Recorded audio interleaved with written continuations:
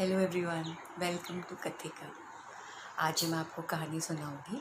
वो एक भालू और एक छोटे से शेर के बच्चे की है। तो एक बार बहुत सर्दी का मौसम था।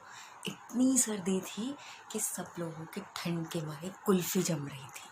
और इतनी ठंड में शेर का एक बच्चा छोटा सा वो जामुन के पेड़ के नीचे सो रहा था। तो सुबह सुबह का टाइम था, उसको बहुत ठंड लग रही थी। तो वो वैसे गोल मटोल पूरा रोल होके सो रहा था ताकि ठंड जो है वो कम लगे। उसी समय भालू जो है वो सुबह सुबह मॉर्निंग वॉक के लिए निकला। तो उसे भी ठंड लग रही थी, तो वो और तेज़ चलने लगा ताकि कम ठंड लगे। तभी उसने देखा कि ये क्या, जामुन के पेड़ के नीचे ये क्या फुटबॉल सी रखी है। और उसने वहाँ नज़दीक पहुँच के उसको किक कर दिया। अब वो फुटबॉल तो नहीं थी, वो क्या था, शेर का बच्चा जो कि ऐसे एक गोल मटोल होके सो रहा था। तो जैसे ही उसने उसको किक किया, वो शेर का बच्चा ऊपर पेड़ पे जाके उसने एक पेड़ की टहनी पकड़ ली और नीचे देखा। तब तक भालू को समझ आ गया कि मैंने तो बहुत बड़ी गड़बड़ कर दी। ये तो कोई फुटबॉल नहीं थी, ये तो शेर का बच्चा था। तभी क्या हुआ, वो जो जामुन के पेड़ की डाली थी जिस पे शेर का बच्चा जो है लटक रहा था, वो टूट गई।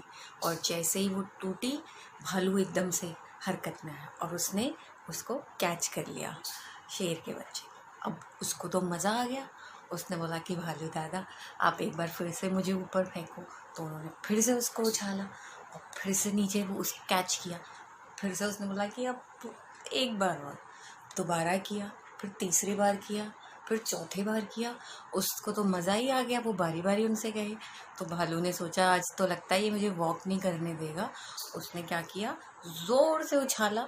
फिर से जो शेर का बच्चा है वो पेड़ की एक और डाल पकड़ के लटक गया और भालू तब तक वहाँ से रफ्फू चक्कर हो गया, भाग गया।